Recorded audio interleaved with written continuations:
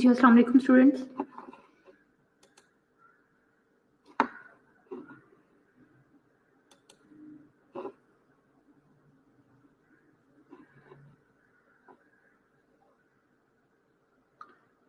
आवाज आ रही है? Can you hear me?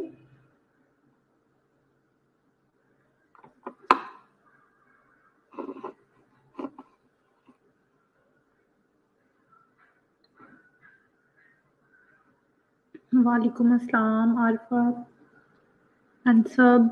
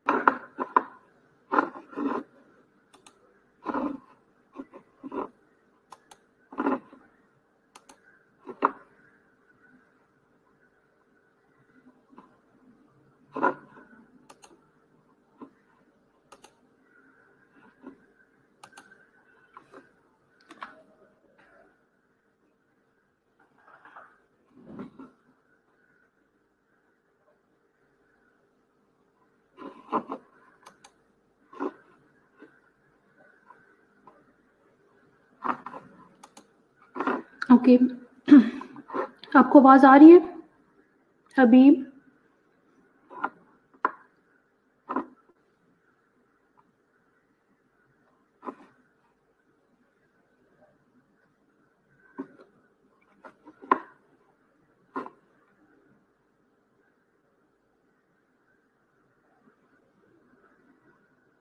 Okay, ठीक है ठीक है। आज हमने जो आपकी प्रेजेंटेशन है, जो आपका लेक्चर है, वो है सोर्सेज ऑफ नॉलेज के बारे में। ठीक है,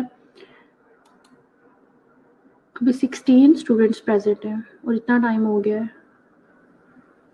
खैर, okay, sources methods of knowledge in nursing. Acquiring knowledge in nursing. Acquiring knowledge in nursing is essential for the delivery of quality, safe patient and family nursing care. Some key questions about knowledge include the following. What is knowledge? How is knowledge acquired in nursing? Is most of the nursing's knowledge based on research? Where this knowledge ultimately comes from? ठीक है, ये सब questions आपके mind में आते होंगे कि ये नॉलेज कहाँ से आता है। ठीक है, यानी कि सोर्सेज ऑफ नॉलेज आज हमने स्टडी करना है। ठीक है, जो फंडामेंटल सोर्सेज हैं नॉलेज के, number 1 traditions, authority, borrowing, role modelling, personal experience, trial and error, intuition, logical reasoning. ठीक है, अच्छा जी। और जो acquiring knowledge through nursing research, वो है प्रॉब्लम सॉल्विंग, साइंटिफिक मेथड और रिसर्च मेथड्स। ठीक है, ये सब मेथड्स हैं नॉलेज एक्वायर करने के थ्रू नर्सिंग रिसर्च। ओके, मैंने आपको बताया कि जो बेसिक्स फंडामेंटल, जो उनसे बहुत कोर जिसको कहते हैं ना, वो जो सोर्सेज हैं वो ये हैं traditions. Number 1, this represents knowledge based on truths and believes that comes from customs and trends. ठीक है, ऐसा ये एक सोर्स है जो कि ट्रूथ्स और बिलीव्स पे डिपेंड करता है। ठीक है, और जो कि हमारे कस्टम्स यानी कि हमारी सोसाइटी ने जो नॉर्म्स और वो नॉर्म्स वगैरह को वैल्यू देते हैं, ये उससे अराइज होते हैं। Traditions from the past is communicated to the present which is effective in different nursing practices. For example, many health policies and procedures have traditional ideas.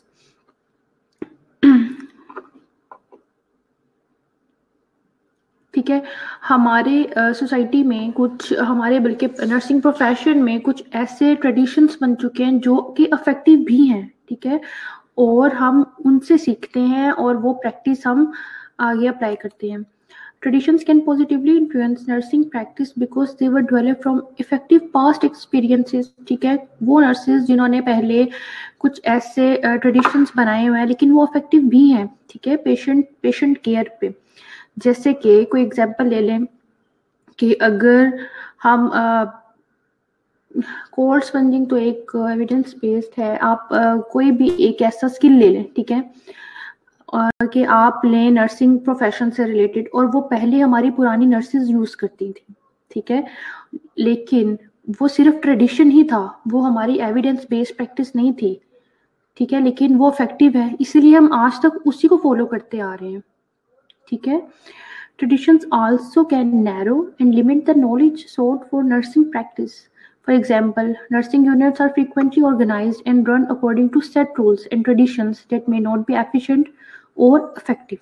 यानी कि कुछ ऐसे रूल्स जो हमारी हेड नर्सेज या पुरानी नर्सिंग सुपरिटेंडेंट्स के बनाए हुए हैं, ठीक है, या अपनी वार्ड का ही ले लें, कोई हेड नर्स कोई रूल बना देगी वार्ड में, ठीक है, कोई ऐसे रूल्स सेट कर देगी, हाँ ठीक है सिद्रा, स्पिरिट स्वैब इन एक्सिला, ठीक है, बस वो इफेक्टिव है, लेकिन आजकल उसकी रिसर्चेस हैं कि वो स्किन को बर्न करता है, ठीक है ना। अगर हम उसको, एक्सिला की स्किन आपको पता है बहुत सेंसिटिव होती है, जिसकी वजह से हम स्पिरिट स्वैब्स आजकल जो है वो कहते हैं कि नहीं रखनी, स्वैब्स जो हम रखते थे ना, कस्टम पुराने और ऑन बिलीव, ठीक है, ठीक कह रहे हो सब, ठीक है, बस वो पॉजिटिवली इन्फ्लुएंस करती है लेकिन वो कोई एविडेंस बेस्ड प्रैक्टिस नहीं है, ठीक है। अच्छा जी, often these traditions are neither questioned nor changed because they have existed for years and are frequently supported by those with power and authority. Nursing's body of knowledge needs to be more evidence-based than traditional if nurses are to have a powerful impact on patient outcomes. अच्छा जी, authority is defined as a person with expertise and power who is able to influence opinion and behavior, ठीक है, यानी कि जो हमारी ऐसी nurses जो काफ़ी स्किलफुल हैं, ठीक है, हम उनसे और बहुत एक्सपर्ट हैं, ठीक है, या कोई भी है एक्सपर्ट हेल्थ केयर प्रोफेशनल, उसके पास अथॉरिटी होती है, ठीक है, उससे हम ओपिनियन लेते हैं और उसको हम कॉपी करते हैं, ठीक है। For example, nurses who have enough knowledge and publish articles and books are considered as authority. Students usually view their instructors as authorities, and clinical nursing experts are considered authorities within the clinical practice setting. ठीक है, यानी कि जो students हैं वो अपने clinical instructors को authority समझते हैं क्योंकि क्लिनिकल इंस्ट्रक्टर्स उनको कोई गाइड करते हैं, ठीक है, क्योंकि उनके पास अथॉरिटी होती है, हम उनसे नॉलेज एक्वायर कर सकते हैं. It is important that nurses with authority teach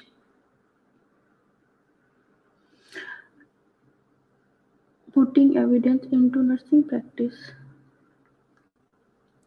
अच्छा, it is important that nurses with authority teach and practice based on research evidence versus being based on customs and traditions.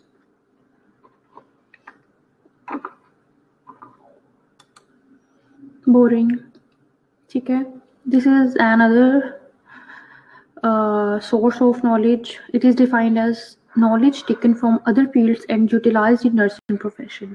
ठीक है, ऐसा knowledge जो कि हम अपने नर्सिंग प्रोफेशन में use करते हैं लेकिन वो हमने किसी और प्रोफेशन या किसी और फील्ड से लिया होता है, बोरो किया होता है, ठीक है. For example, knowledge from medicine, psychology and sociology, ठीक है, लेकिन वो अपने नर्सिंग प्रोफेशन में हम कोई रिसर्च कर रहे हैं, ठीक है, तो हम कोई वेरिएबल ऐड कर रहे हैं, कोई साइकोलॉजी से रिलेटेड या कुछ भी, ठीक है, लेकिन काम हम अपने नर्सिंग प्रोफेशन में कर रहे हैं, तो हम क्या करेंगे, हम बोरो करेंगे दूसरे फील्ड से रिलेटेड जो स्टडीज हुई होंगी उस पे. जैसे कि एक एग्जांपल ले, नेफ्रोलॉजी में कोई स्टडी हुई है, ठीक है, लेकिन हमने डायलिसिस केयर देखनी है, हमने फिस्टुला केयर पे काम करना है, ठीक है, just example.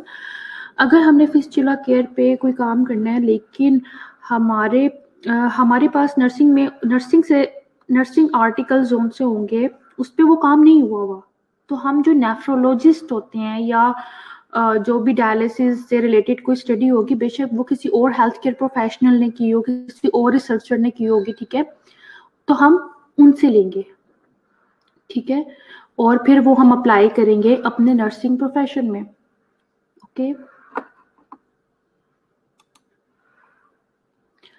For example some nurses have used the medical model to guide their nursing practice, thus focusing on the diagnosis and treatment of disease। ठीक है, वही उसी तरह के एग्जाम्पल है ये। अच्छा जी, रोल मॉडलिंग क्या है? Role modelling is learning where novice nurses imitate expert nurses through interactions. ये चीज है कि जो हम अपने सीनियर से सीखते हैं, ठीक है, कि जो हमारी नोवाइस नर्सेज होती हैं, जो बिल्कुल न्यूली अभी जिनकी प्रैक्टिस स्टार्ट होती है, वो नोवाइस होती हैं, न्यू नर्सेज जिनको कहते हैं, ठीक है, और जो हमारी एक्सपर्ट नर्सेज होती है, जब वो क्लिनिकल प्लेस पे उनका इंटरेक्शन होता है तो वो नोवाइस नर्सेज उनसे सीखती हैं।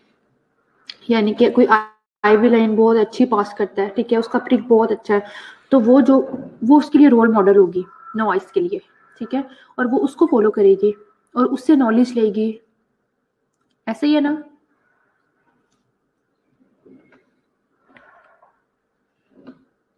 सुमैया, सुन रहे हो आप?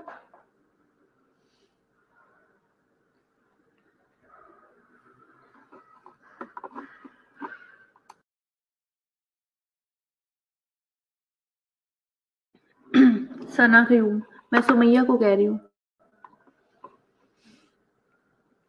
जाग रहे हो कि सो रहे हो? ठीक है। Role models include admired teachers, expert clinicians, researchers, or those who inspire others through their example।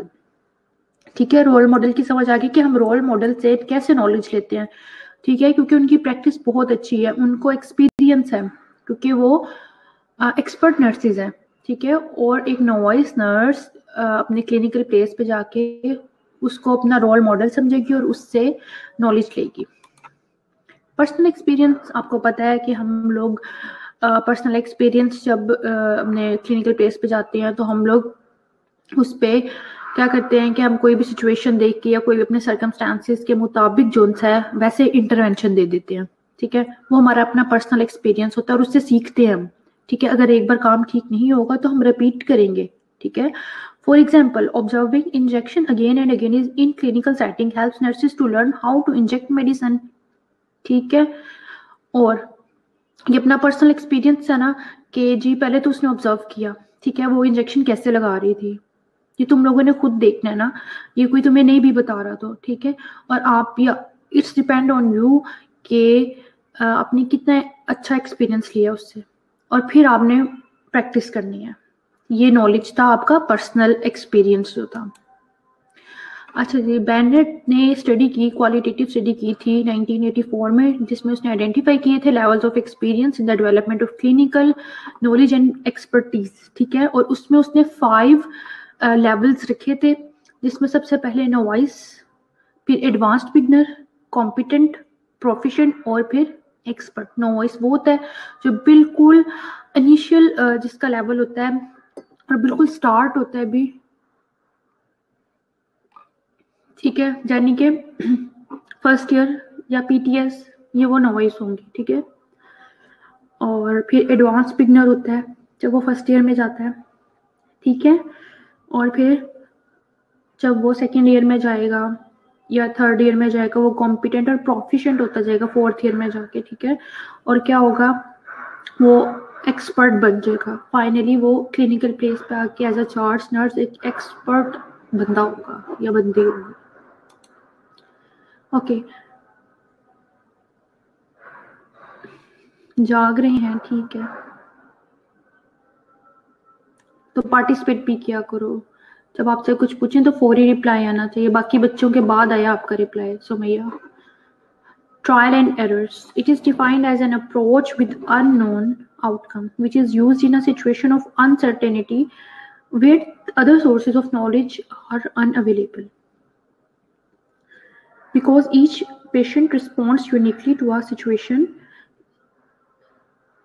there is uncertainty in nursing practice, hence nurses must use trial and error in providing nursing care.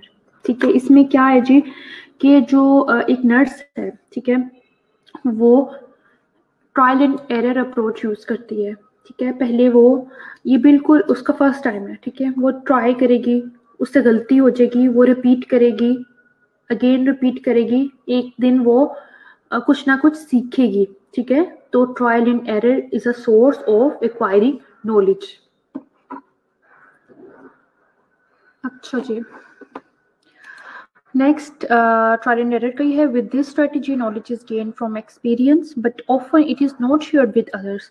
The trial and error approach to acquiring knowledge also can be time consuming because you may implement multiple interventions because before finding one that is effective.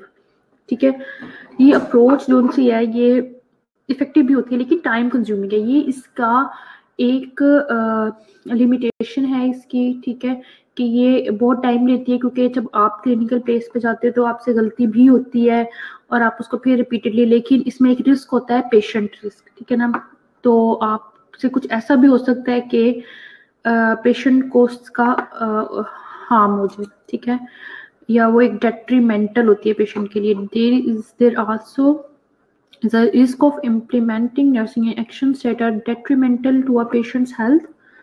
If studies are conducted on nursing interventions, selection and implementation of interventions need to be based on scientific knowledge rather than on trial and error. ठीक है, वही बात बताई है. Intuitions. So intuitions क्या होता है बच्चों? Intuitions.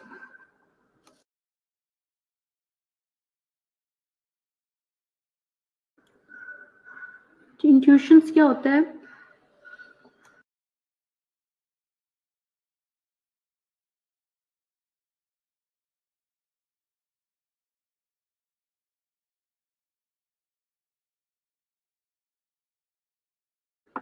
ठीक है, गट फीलिंग, गट फीलिंग लिखा हुआ है, गट फीलिंग, सिक्स सेंस भी ठीक है, यानी कि जिसको आप उर्दू में कहते हो ना इल्हाम, ये वो होता है, ठीक है। अब आप सोच रहे हो कि इससे क्या, कैसे नॉलेज एक्वायर होगा, ऐसे ही है ना,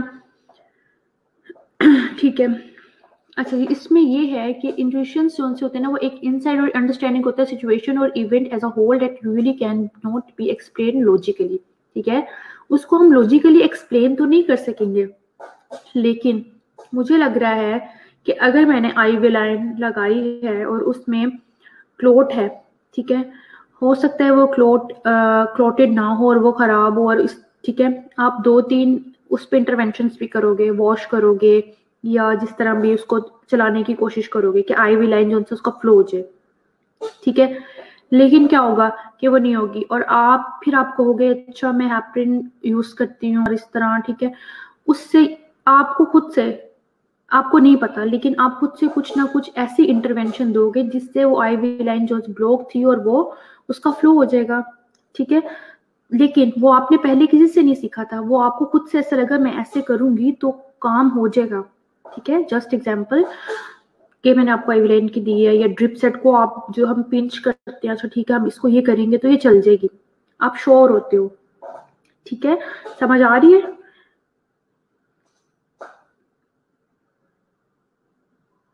ठीक है, अब कहीं जो होता है क्या नाम है, जो पिंच करना, ड्रिप सेट को जो पिंच करके हम करते हैं, वो ऐसा एविडेंस बेस्ड तो नहीं है ना बच्चों, ठीक है, लेकिन वो हमें ऐसा लगता है कि ये करेंगे तो ठीक हो जाएगा और ठीक हो जाता है, तो आप नेक्स्ट टाइम भी वही करते हो, ठीक है, यानी कि आपने नॉलेज एक्वायर किया, ठीक है। तो ये ही है, ये आपकी गट फीलिंग होती है, या आपको लगेगा मैं ऐसे करूंगी तो पेशेंट ठीक हो जाएगा, ठीक है, और पेशेंट वाकई में ठीक हो जाता है, वो इफेक्टिव भी होती है.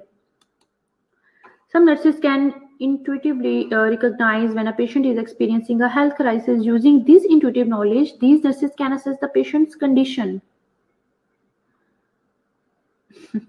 These nurses can assess the patient's condition, intervene and contact the physician as needed for medical intervention.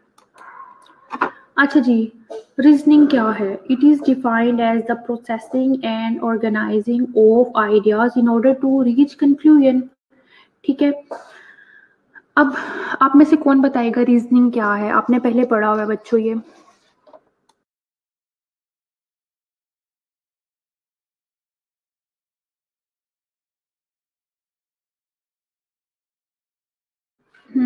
बताओ रीजनिंग क्या है? जिस तरह भी जितना भी आता है बताओ. आपने पहले ये पढ़ चुके हैं आप, ठीक है ना? ये पीपीटी भी आप पहले आपके पास है. रीजन का क्या मतलब होता है? रीजनिंग, लॉजिक, क्या मतलब है? It's not very difficult. आप बता सकते हैं the action of thinking about something. Conclusion. और ठीक है, सुमैया ने ठीक बताया देने के लिए. ठीक है, अच्छा जी. It is defined as processing and organising of ideas in order to reach conclusion. ठीक है, सिंपल सा है कि हमने कुछ जो भी हमने किसी भी चीज को हमने रिजल्ट्स देने के लिए या कंक्लूजन देने के लिए हम उस जिस भी प्रोसीजर से गुजरते हैं, आइडियाज को हम ऑर्गेनाइज करते हैं और प्रोसेस करते हैं टू रीच कंक्लूजन. ठीक है, और इसके दो टाइप्स हैं. ठीक है, ये आपको अक्सर ही इसको नोट कर लो, ये पेपर में या अक्सर ही जो एमसीक्यूज वगैरह उसमें भी आती हैं. ठीक है, there are two main types of reasoning, inductive reasoning and deductive reasoning. दोनों का डिफरेंस थोड़ा सा देखो कि इंडक्टिव रीजनिंग क्या होती है. इंडक्टिव रीजनिंग जो होती है ना, वो बिल्कुल ऑपोजिट है डिडक्टिव रीजनिंग से. ठीक है, और इसमें ब्रॉड जनरलाइजेशंस होती हैं फ्रॉम स्पेसिफिक ऑब्जर्वेशंस. ठीक है, इंडक्टिव जो है वो स्पेसिफिक टू जर्नल है, यानी कि इसमें जनरलाइजेशन हम बनाते हैं स्पेसिफिक ऑब्जर्वेशन से. Specific to, from specific to general, याद रखना. ठीक है, इसकी मैं आपको एक एग्जांपल देती हूँ. नर्सिंग से रिलेटेड मैं आपको वैसे एक देती हूँ. ठीक है, इजी हो जाएगा. एक कोई भी एयरलाइन है, ठीक है, लो कॉस्ट एयरलाइन, तो हम वो लेट आएगी, या कोई भी एक ऐसी चीज जो इफेक्टिव है. एक एयरलाइन की मैं आपको वैसे दे रही हूँ कि इंटरेस्टिंग है. ठीक है, जो लो कॉस्ट एयरलाइंस होती हैं वो डिले हो जाती हैं. ठीक है, अब इसमें हम उसका पैटर्न ऑब्जर्व करेंगे. ये इंडक्टिव रीजनिंग की बात बता रही हूँ. ठीक है, पहले इसमें क्या होता है, जनरलाइजेशन हम बनाते हैं. ठीक है, और फिर हम उसको स्पेसिफिक की तरफ लेके जाते हैं. ठीक है, हमने कहा कि a low cost airline flight is delayed. फिर हम क्या कहेंगे कि another 20 flights from low cost airlines are delayed. यानी कि पहले हम कहेंगे अच्छा जी ये लो कॉस्ट एयरलाइन थी, लेट हो गई है. फिर हम कहेंगे जो दूसरी 20 फ्लाइट्स थी वो भी लो कॉस्ट थी और वो भी डिले हो गई हैं. ठीक है, और हम एक थ्योरी डेवलप कर देंगे फिर, यानी कि हम फिर स्पेसिफिक की तरफ जाएंगे. ठीक है, फ्रॉम स्पेसिफिक ऑब्जर्वेशंस. ठीक है, अब हम क्या कर रहे हैं, हम स्पेसिफिक ऑब्जर्वेशंस में से जनरलाइजेशन बना रहे हैं. ठीक है, अब हम जाएंगे जनरल की तरफ. सॉरी, स्पेसिफिक चीज ये थी, ठीक है, ये फ्लाइट्स लेट होती हैं. अब हम एक थ्योरी डेवलप कर देंगे कि जो लो कॉस्ट एयरलाइंस होती है ना वो हमेशा डिले होती हैं. ठीक है, ये हमने क्या किया, ये हमने एक उसकी जनरलाइज एक स्टेटमेंट बना दी. ठीक है, स्पेसिफिक टू जर्नल हो गए हम, कि ये पहले स्पेसिफिक कहेंगे कि अच्छा ये फ्लाइट लेट थी. फिर हम कहेंगे अच्छा इस तरह की 20 फ्लाइट्स और लेट थी. फिर हम उसको कहेंगे ये तो होती लेट है, लो कॉस्ट एयरलाइंस होती ही लेट है. आ रही है समझ? स्पेसिफिक टू जर्नल है ना बच्चों, समझ आ रहा है आपको एग्जाम्पल जो दिए? किसको समझ नहीं आया मैं रिपीट करती हूँ.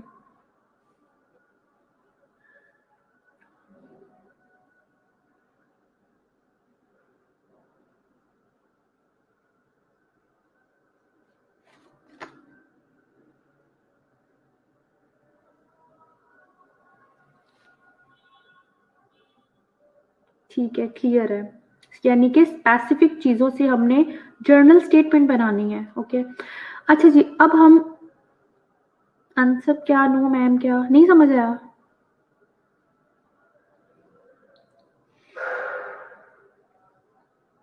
A student cannot attend the lecture should give got low grades.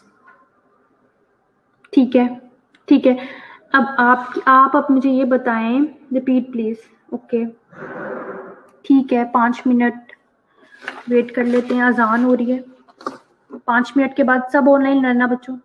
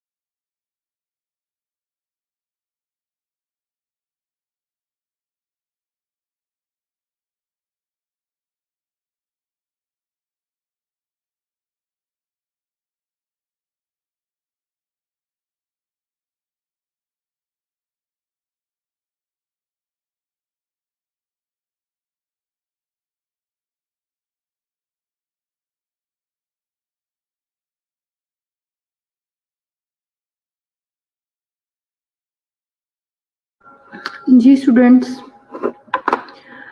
अजान मुकम्मल हो गई है, सब ऑनलाइन ही है ना बच्चों?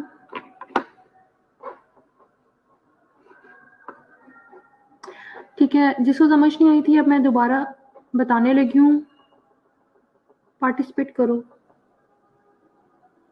ऑनलाइन हो सब?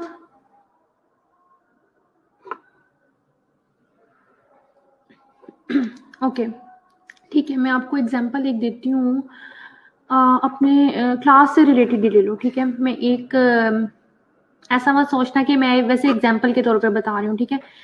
जो बैक बेंचर्स होते हैं, ठीक है, हम कहेंगे कि हम अपनी ऑब्जर्वेशंस बना रहे हैं ना, ठीक है, हमने स्पेसिफिक टू जर्नल करना है।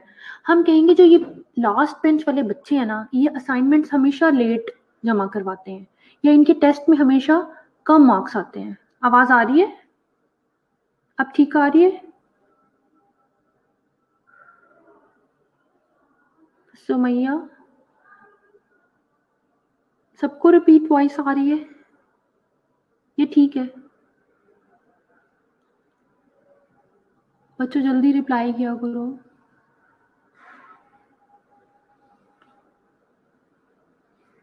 वॉइस ठीक आ रही है? अच्छा ठीक है। अच्छा ठीक है बच्चों, अब देखो, ठीक है, मैंने कहा कि मैं एक स्पेसिफिक चीज कर रही हूँ कि जो बैक बेंचर्स होते हैं उनके असाइनमेंट्स हमेशा लेट होते हैं या उनके मार्क्स हमेशा कम होते हैं, ठीक है? मैं कहूंगी जो दूसरी लाइन है उसके बैक बेंचर्स के साथ भी यही प्रॉब्लम है, ठीक है? उनके भी असाइनमेंट्स हमेशा लेट होते हैं। फिर मैं एक थ्योरी डेवलप कर दूंगी, यानी कि एक जर्नल चीज बना दूंगी, एक बात कर दूंगी कि जो बैक बेंचर्स होते हैं इनके इनके हमेशा कम मार्क्स आते हैं या इनके असाइनमेंट्स हमेशा लेट होती हैं। ये बैक बेंचर्स के एक मैं उनके लिए एक थ्योरी बना दूंगी। आई समझ? ये होता है स्पेसिफिक टू जनरल। पहले मैं स्पेसिफिक रहूंगी पिछली लाइन पे, अच्छा ये पीछे वाली लाइन इस तरह की है, फिर मैं कहूंगी, फिर मैं एक दो उसके जो होते हैं ऑब्जर्वेशंस कलेक्ट करूंगी, अच्छा ये वाले भी ऐसे थे, पीछे वाले बच्चे ये भी, ठीक है? ये मैं अपने एक्सपीरियंस की बेस पे करूंगी और फिर मैं एक जर्नल स्टेटमेंट दे दूंगी, ठीक है? और ये होती है इंडक्टिव रीजनिंग। समझ आई अब?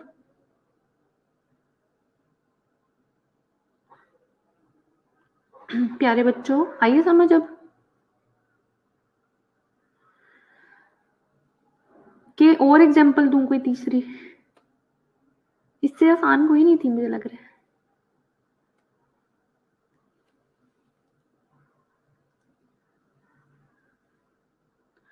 ठीक है, ये इंडक्टिव रीजनिंग थी,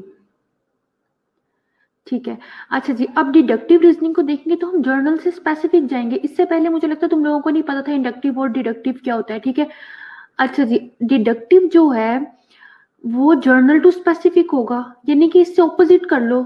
सबसे पहले मैं कहूंगी, पहले मैंने एक जो थ्योरी डेवलप हुई है ना, जर्नल चीज है एक, ये जो बैक बेंचर्स होते हैं ना, ये अच्छा काम नहीं करते, ठीक है? ये टेस्ट नहीं अच्छे देते, इनके मार्क्स कम होते हैं, ये जर्नल चीज थी ना। फिर मैं स्पेसिफिक की तरफ जाऊंगी कि मेरी क्लास में जो बैक पे बच्चे बैठते हैं ना, इनका टेस्ट अच्छा नहीं होता, ठीक है? यानी कि मैं जर्नल से स्पेसिफिक हो गई। ओके, अब स्पेसिफिक टू जर्नल और जर्नल टू स्पेसिफिक दोनों का डिफरेंस हमेशा याद रखना है। इसका डिफरेंस, इसकी डेफिनेशंस, ये दोनों को अपने दिमाग में बिठा लो, क्योंकि ये पेपर्स में भी आ सकते हैं या जिस तरह टेस्ट वगैरह में भी। ओके अच्छा, तो आपके साथ बच्चों को नहीं पता था मरियम, ठीक है? और पता था तो पार्टिसिपेट किया करो ना।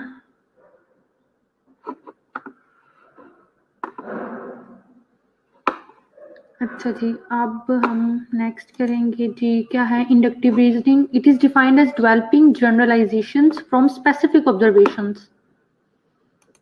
और एग्जाम्पल उसने दे दिया कि John is an excellent swimmer, his family has a swimming pool, John sister Mary must also be an excellent swimmer. All brown dogs in the park today are small dogs. Therefore, all small dogs must be brown. ठीक है, ये वही हो गया inductive. Deductive हो गया जी, it is defined as developing specific predictions from general principles. अच्छा जी, इसमें क्या क्या Gina is in Mrs Jones class. Mrs Jones class is is in the library. Jira will be in the library. All noble gases are stable. Helium is a noble gas, so helium is stable.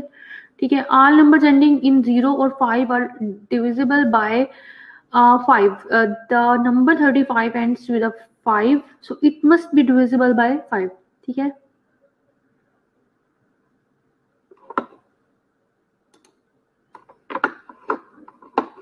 अच्छा जी. Acquiring knowledge through nursing profession. अच्छा, मैं आपको inductive उसमें थोड़ा सा ना एक डिफरेंस भी बता देती हूँ कि जो इंडक्टिव कंक्लूजन हम बनाते हैं ना, हम उसको आपको पता है कि स्पेसिफिक से जर्नल होते हैं, और इसको हमेशा हाइपोथेसिस और थ्योरीज फॉर्म करने के लिए यूज किया जाता है. ठीक है.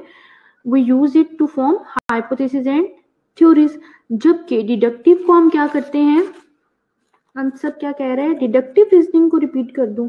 अच्छा अंसब, इसमें ये है कि हमने पहले आपको मैंने बताया कि in the last slide, previous slides में मैंने आपको बताया कि वो होता है जर्नल टू स्पेसिफिक. ये लें, इंडक्टिव जो होता है वो स्पेसिफिक होगा, प्रिडिक्शंस फ्रॉम जर्नल प्रिंसिपल्स. ठीक है. जर्नल प्रिंसिपल से हम यहाँ स्पेसिफिक से जर्नल की तरफ आएंगे. जर्नल होगा और उससे स्पेसिफिक की तरफ आएंगे. ठीक है.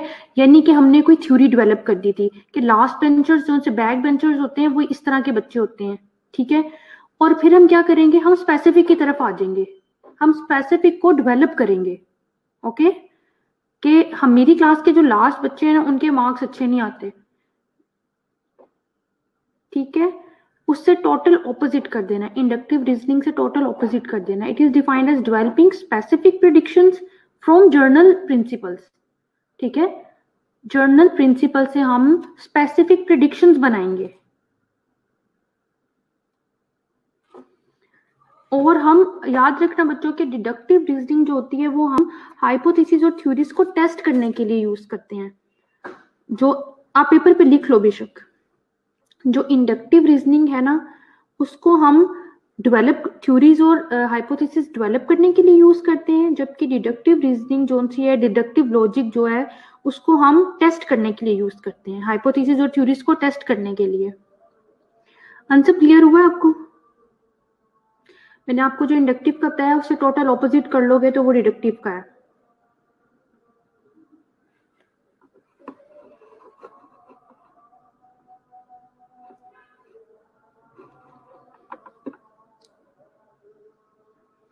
अच्छा, आप ये वाली एग्जांपल्स ना लो, जो मैंने आपको एग्जांपल्स ऐसे किए ना, जुबानी बताइए, आप उसको अंडरस्टैंड करो बस. अच्छा, acquiring knowledge through nursing research, problem solving is a method of gaining knowledge regarding specific topic. It involves the systematic identification of a problem, determination of goals related to problem, identification of the opposite approaches to solve the problem, implementation of the approaches and evaluation of the goal achievement. ठीक है. Problem solving method आपको पता है, ये steps हैं इसके. सबसे पहले प्रॉब्लम को आपने डिफाइन करना है. ठीक है. फिर एनालाइज करना है उसको, कोई भी प्रॉब्लम है. ठीक है. जस्ट एग्जांपल एक इम्प्रॉपर स्टरलाइजेशन ले लें. ठीक है. ये एक प्रॉब्लम हमने आइडेंटिफाई किया है. फिर हम क्या करेंगे, उसको एनालाइज करेंगे, फिर आइडेंटिफाई पॉसिबल सॉल्यूशंस. ठीक है. हम उसके सॉल्यूशंस यानी कि इंटरवेंशंस की तरफ जाएंगे. फिर हम उस इंटरवेंशन या उस सॉल्यूशन को एनालाइज करेंगे कि क्या ये ठीक है. ठीक है. ये प्रॉब्लम सॉल्विंग मेथड है. उसमें से आपको मैं एक एग्जांपल दे रही हूँ. क्या कह रही है दिला? बेटा, जो इंडक्टिव रीजनिंग है ना, वो हाइपोथेसिस और थ्योरीज को डेवलप करने के लिए यूज होती है अदीला. ठीक है.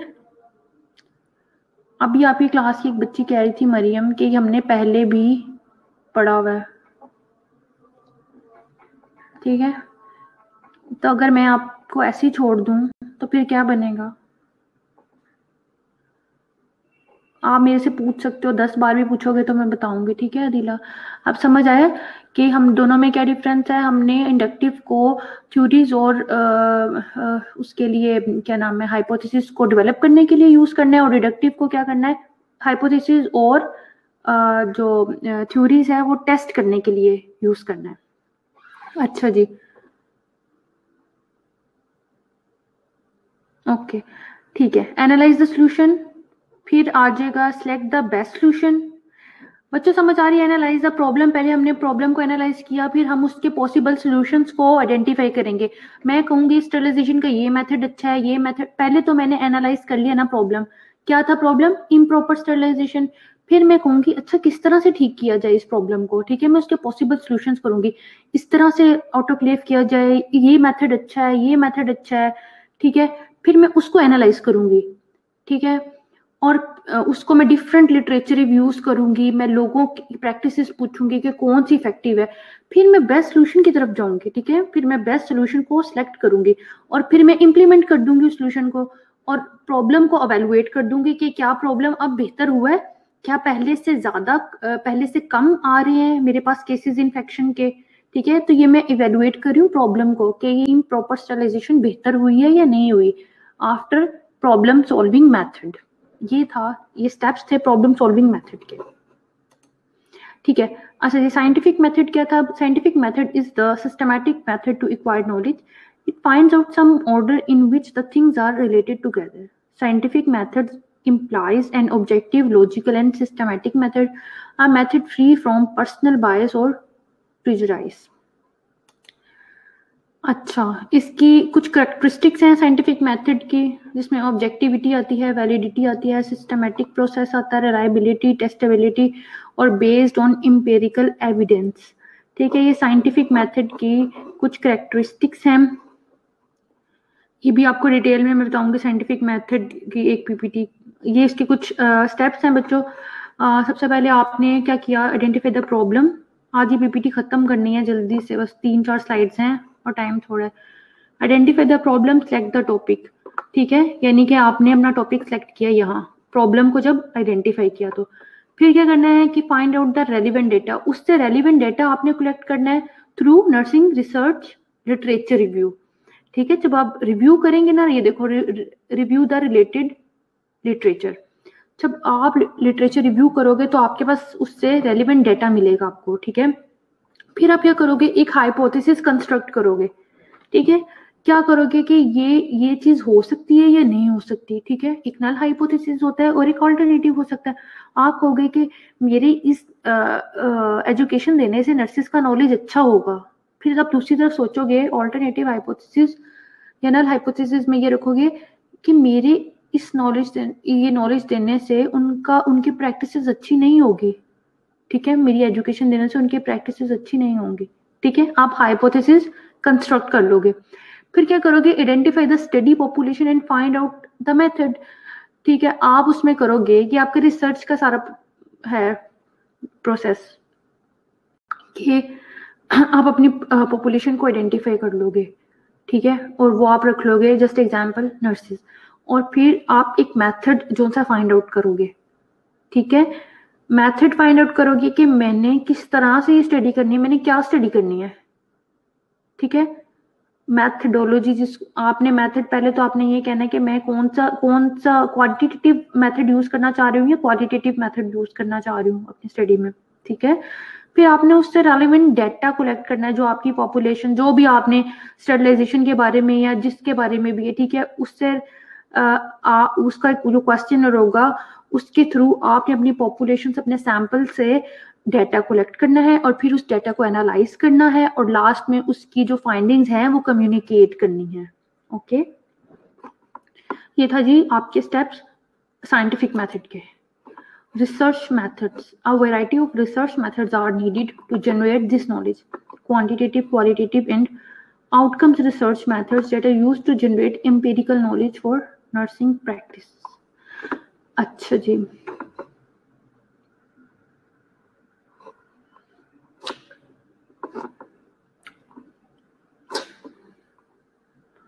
फातिमा समझ आ रही है आपको?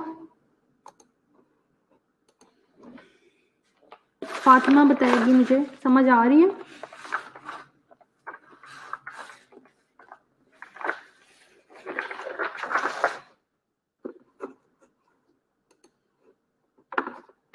ठीक है, नहीं अभी रिप्लाई आ रहा।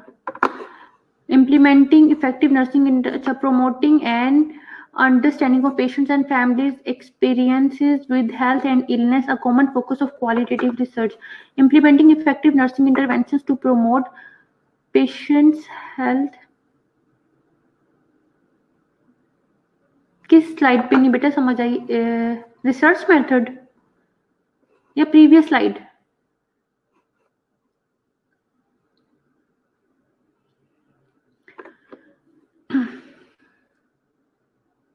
इस स्लाइड से ये है कि रिसर्च मेथड्स जो आपको आगे उसकी अलग अलग पीपीटीज भी हैं, इसकी क्वांटिटेटिव और क्वालिटेटिव मेथड की बात हो रही है, ठीक है। रिसर्च मेथड्स ये हमने किस तरह से यूज करने, उसने कहा कि वेराइटी ऑफ रिसर्च मेथड है, ठीक है। अच्छा, ठीक है। वैरायटी ऑफ नॉलेज को जनरेट करने के लिए हमारे पास वैरायटी ऑफ मेथड्स है, जिसमें क्वांटिटेटिव, क्वालिटेटिव और आउटकम रिसर्च मेथड्स होते हैं, ठीक है। आउटकम रिसर्च मेथड का आपको पता है ना, क्वांटिटेटिव का भी पता है, जिसमें हमने फिगर्स में उनसे लेना है डाटा और एनालाइज करके उसकी फाइंडिंग्स क्वांटिटेटिव एनालिसिस कर देना है। क्वालिटेटिव में हमने उसके इंटरव्यूज लेने हैं, ठीक है। इससे ये सारे रिसर्च मेथड्स हैं, ठीक है। आउटकम रिसर्च में हम लोगों ने कुछ एप्लीकेशन किसी भी तरह के टेस्ट करके उसका आउटकम देखना है। उसके बाद data use to generate empirical knowledge for nursing practice. Empirical knowledge वो होता है जो कि वेरीफाइएबल होता है और कंसर्न विद नर्सिंग नॉलेज और इस तरह, ठीक है। वेरीफाइएबल जो उनका होता है ना, उस नॉलेज को कहेंगे हम empirical knowledge in nursing practice, ठीक है। अच्छा, प्रीवियस भी बता दूंगी, अभी ये मुझे कंप्लीट करने दो। Implementing effective nursing interventions to promote patient health, a common focus of quantitative research, ठीक है। हमने इफेक्टिव नर्सिंग इंटरवेंशंस को इम्प्लीमेंट करना है, ठीक है, और पेशेंट्स हेल्थ को प्रमोट करने के लिए, यानी कि इसमें एक्सपेरिमेंटल रिसर्चेज आ जाएंगी, ठीक है। क्वांटिटेटिव रिसर्च की एक होती है जैसे कॉज एक्सपेरिमेंटल जिसको कहते हैं, इसमें वो रिसर्च आ जाएगी, ठीक है। उसकी भी आपने इतनी ज्यादा डिटेल्स में नहीं, वो आपको मैं नेक्स्ट उसमें करवाऊंगी, पीपीटी में सारा बताऊंगी कि क्वांटिटेटिव मेथड, क्वांटिटेटिव रिसर्च के कौन कौन से मेथड है, ये उसमें आ जाएगी, जहाँ जिसमें हमने इंटरवेंशन देने, इंटरवेन करना होता है। आवाज नहीं आ रही है? अच्छा, ये स्लाइड कह रहे हो, previous slide, steps in scientific method, इसमें क्या मुश्किल है? साइंटिफिक मेथड आपने जो यूज करना है उसमें यही चीज है, ये वाली कह रहे हो आप बेटा? क्या ये BSRN, क्या नाम है आपका?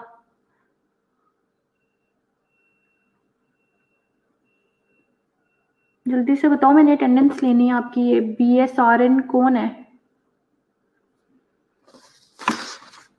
बाकी सबकी अटेंडेंस हो गई है।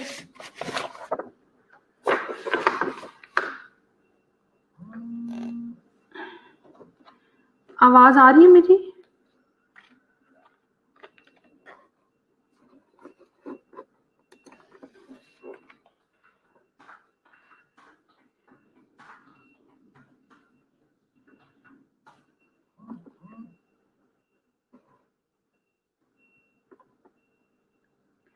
कुछ बच्चे कह रहे हैं कि वॉइस नहीं आ रही है।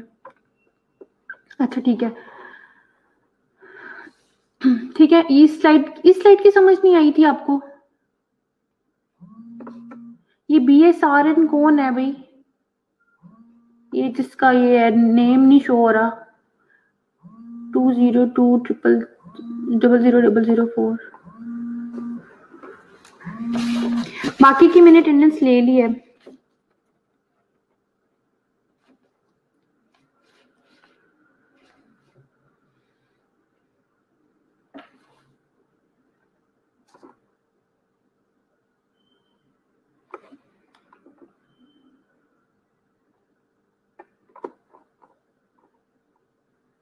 ठीक है, अच्छा, ठीक ठीक है।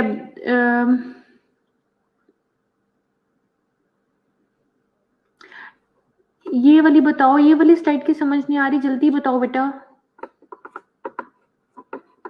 किसको समझ नहीं आई?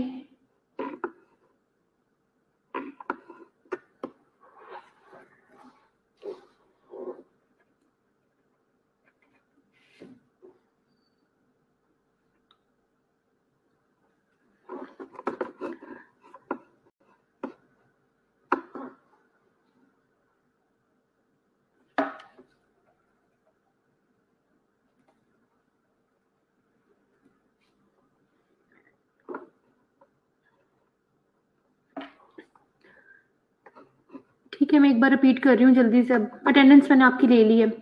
आइडेंटिफाई द प्रॉब्लम, ठीक है, सबसे पहले हमने प्रॉब्लम को सिलेक्ट करना है और फिर उससे रेलिवेंट डेटा फाइंड आउट करना है, ठीक है, जो भी प्रॉब्लम होगा। फिर हमने लिटरेचर रिव्यू करना है, ठीक है, तो हमने उस आर्टिकल से लिटरेचर रिव्यू करना है। डिफरेंटली मैंने आपको बताया हुआ है कि कैसे लिटरेचर रिव्यू करते हैं। आपने आर्टिकल खोलना है, आपने देखना है कि उसमें प्रीवियस स्टडीज क्या क्या हुई हुई है, कैसे कैसे हुई हुई है, ठीक है। और फिर हमने कोई एक लिटरेचर रिव्यू करने के बाद हमने एक हाइपोथेसिस कंस्ट्रक्ट करना है। उसके बाद क्या करेंगे कि हमने स्टडी पॉपुलेशन जो होगी ना हमारी, उसको आइडेंटिफाई करना है, यानी कि हमने किन पे रिसर्च करनी है, ठीक है। और हमने फिर मेथड को भी फाइंड आउट करना है कि कौन सा मैंने क्वांटिटेटिव या क्वालिटेटिव मेथड यूज करना है। फिर हमने अपने पार्टिसिपेंट्स जो उनसे हो गए हमारा सैंपल, उनसे हमने डेटा कलेक्ट करना है और उस डेटा को फिर हमने कंपाइल करके एनालाइज करना है, ठीक है। और हमने वो फाइंडिंग्स कम्युनिकेट करनी है कि ये इन नर्सेज में ये नॉलेज है, इतनी ये प्रैक्टिसेस है उनकी और ये एटीट्यूड है उनका, ठीक है। अच्छा जी, ये स्लाइड्स मैंने आपको ये स्लाइड पढ़ा दी है मैंने। Providing quality safe and cost effective care with in the health care system, a common focus of outcome research, ठीक है। ठीक है स्टूडेंट्स। अच्छा, नेक्स्ट जो है आपका लेक्चर एविडेंस बेस्ड प्रैक्टिस है, उसको आपने रीड करके आना है, ठीक है। डिफरेंट बुक्स में से मैं क्वेश्चन करूंगी, आपने पढ़ के आना है पहले नेक्स्ट क्लास में वेडनेसडे को, evidence based practice. Okay, voice आ रही है मेरी?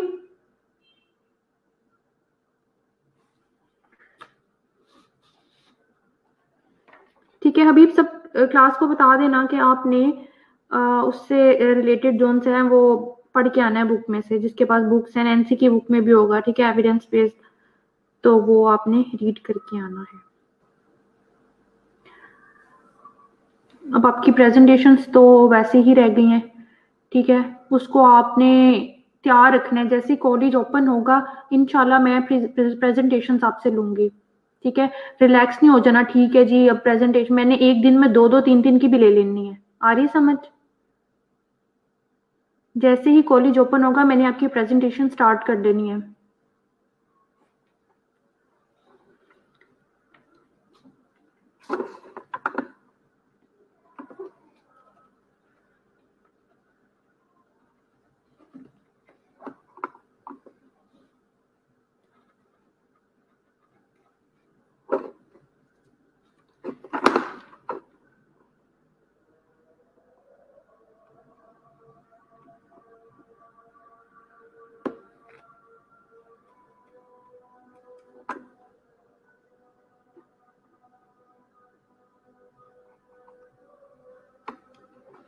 ओके स्टूडेंट, ठीक है, टेक केयर, अल्लाह हाफिज।